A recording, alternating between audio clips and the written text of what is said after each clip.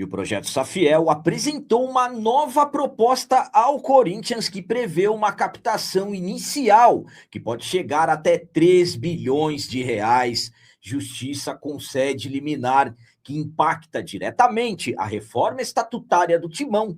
E zagueiro, merecidamente, foi eleito o melhor jogador do Corinthians no primeiro semestre.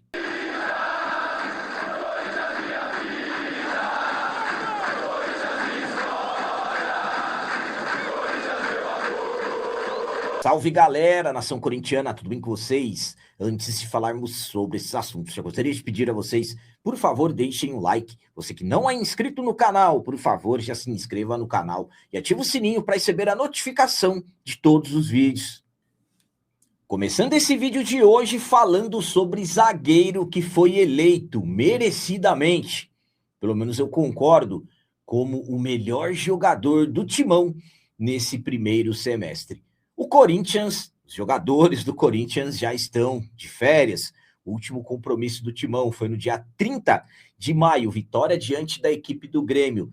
Na Arena do Grêmio, após essa partida, agora os jogadores estão de férias, estamos no período da Copa do Mundo. O próximo compromisso oficial do Timão será apenas no dia 22 de julho, retorno do Campeonato Brasileiro e, consequentemente, o segundo semestre da temporada. Nesse primeiro semestre, tivemos demissão de treinador, treinador chegando, classificações, tanto na Copa do Brasil, quanto na Libertadores da América e no Campeonato Brasileiro, o Corinthians ainda buscando ter uma sequência boa na competição. E nessa temporada, nesse primeiro semestre, o Corinthians teve jogadores do sistema defensivo se destacando ofensivamente. E um desses jogadores é o zagueiro Gustavo Henrique, que acabou sendo colocado em uma enquete que foi feita pela Gazeta Esportiva, colocando os principais jogadores do Corinthians no primeiro semestre para que fosse escolhido o melhor jogador. Dentre os nomes, por exemplo, estava Gustavo Henrique e o Matheus Bidu, que são jogadores de sistema defensivo, e também o Rodrigo Garro. E o Gustavo Henrique acabou vencendo por uma margem extraordinária. Ele foi eleito o melhor jogador do Corinthians no primeiro semestre, com quase 70% dos torcedores que acabaram votando e escolhendo o jogador. A minha opinião, quanto ao Gustavo Henrique ter sido eleito o melhor jogador do Corinthians no primeiro semestre, dessa votação que foi feita pela Gazeta Esportiva, é a seguinte: concordo plenamente. Gustavo Henrique, impressionante o que ele fez. Não somente na sua obrigação principal, que é ajudar a evitar gols, mas sim em todo o geral. Foi eficiente lá na frente.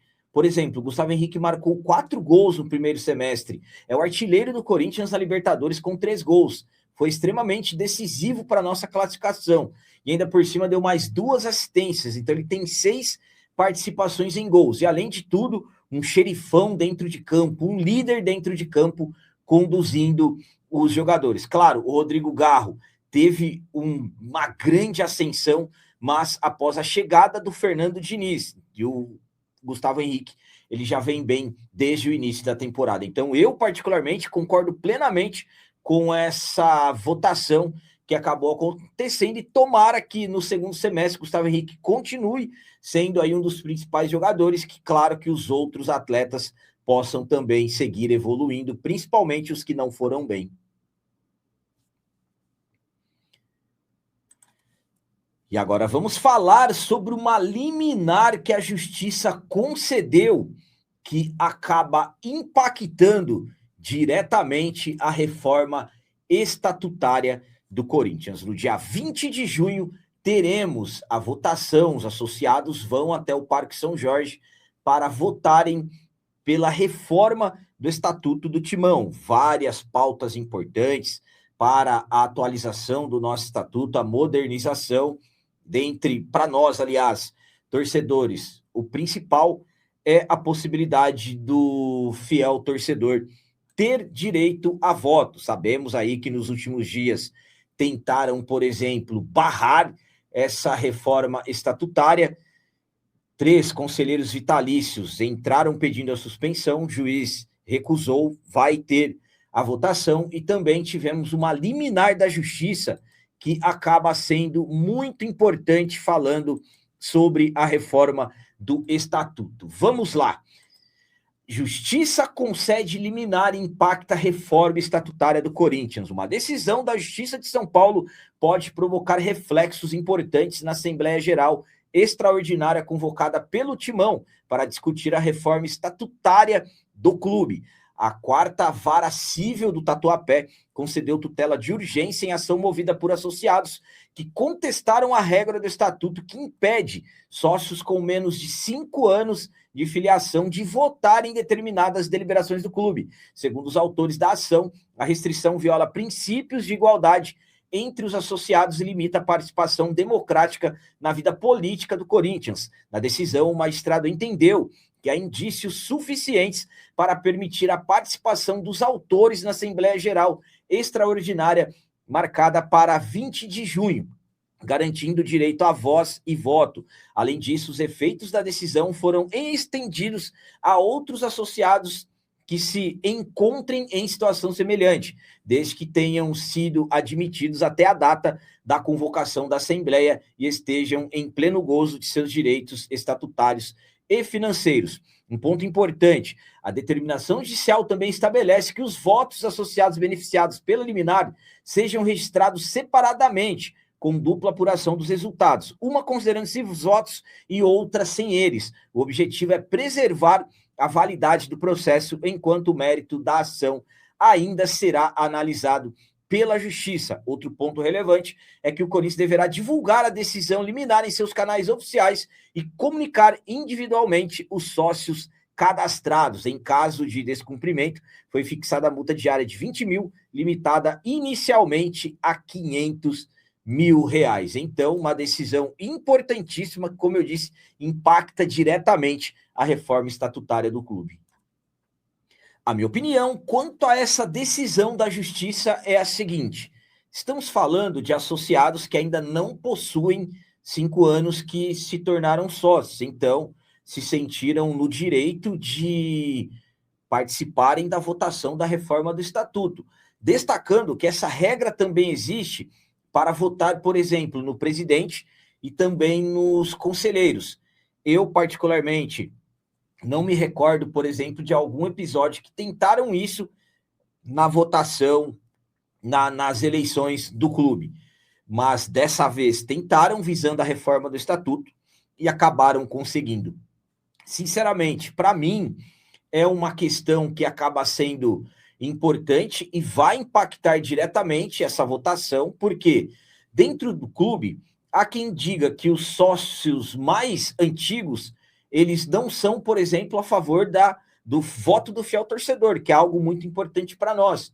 Agora, os novos associados, eles já acabam tendo uma visão diferente e acabam analisando como importante aumentar a quantidade de pessoas que possam ter as suas opções de votos. Então, para mim, sinceramente, uma liminar que vai impactar diretamente essa reforma do Estatuto, e claro, o importante é que tudo vai ser calculado separadamente, porque decisões na Justiça acabam mudando de um dia para o outro.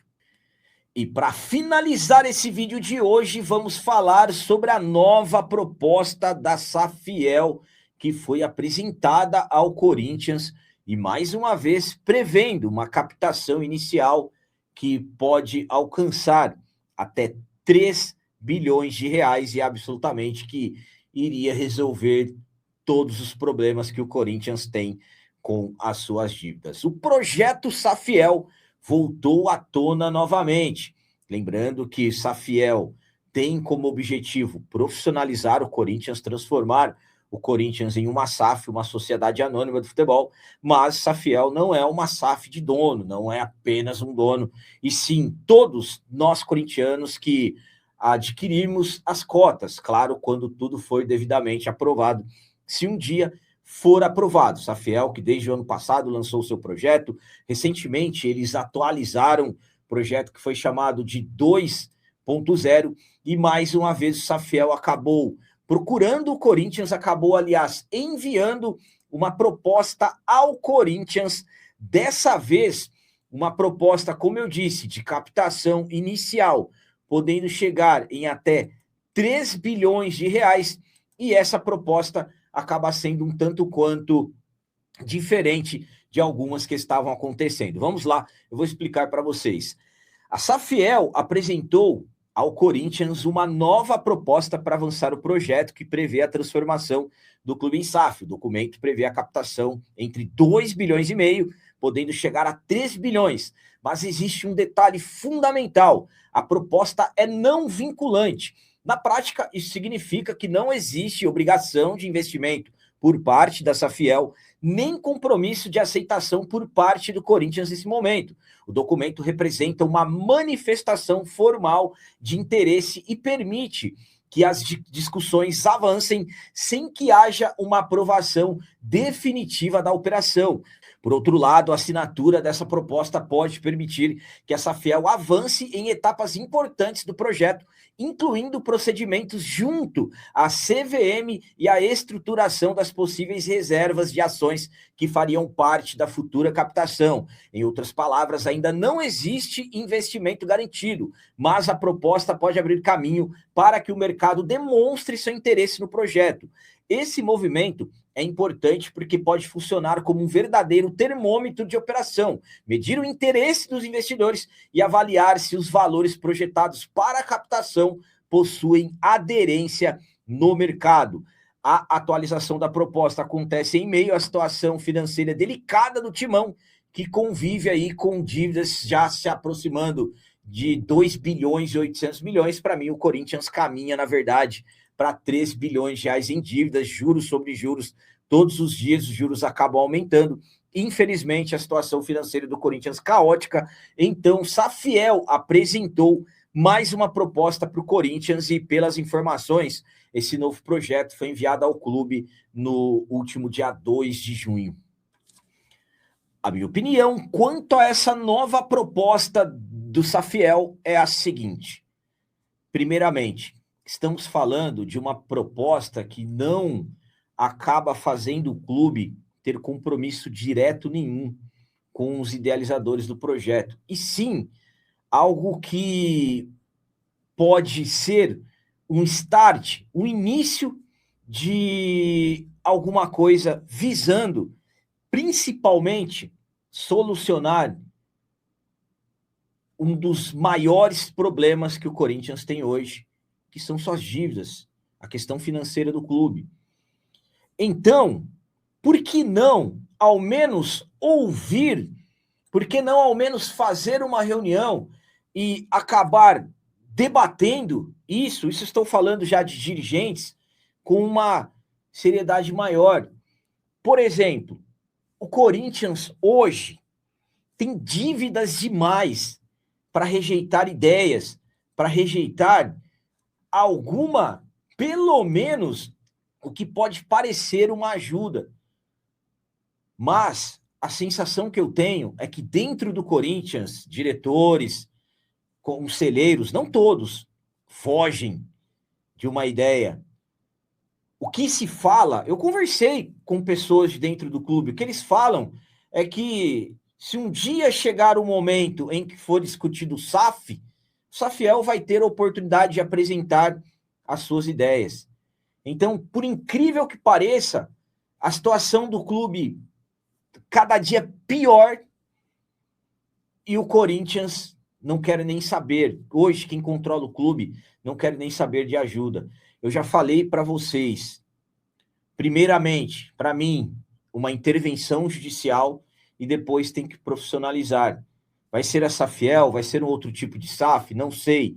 O que eu posso falar para vocês hoje da Safiel, para mim, é quem até o momento apresentou a melhor ideia, aliás, as melhores ideias. Não vai ser SAF de um dono, seremos nós, torcedores, que teremos participações.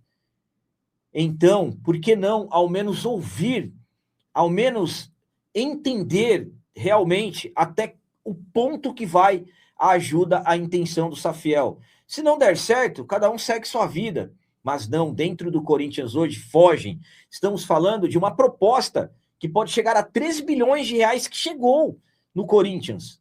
E o que estão fazendo? Fugindo. Então eram essas as notícias do Corinthians de hoje. Como sempre, peço a vocês, comentem, deixem aí nos comentários as opiniões de vocês sobre tudo que foi falado nesse vídeo. E também deixem o like, que isso é muito importante para nós. E você que não é inscrito, já se inscreva no canal, ajude a nossa comunidade a crescer cada vez mais, porque aqui sim é canal de corintiano de verdade. É isso aí, galera. Valeu, é nóis, um abraço. E vai, Corinthians!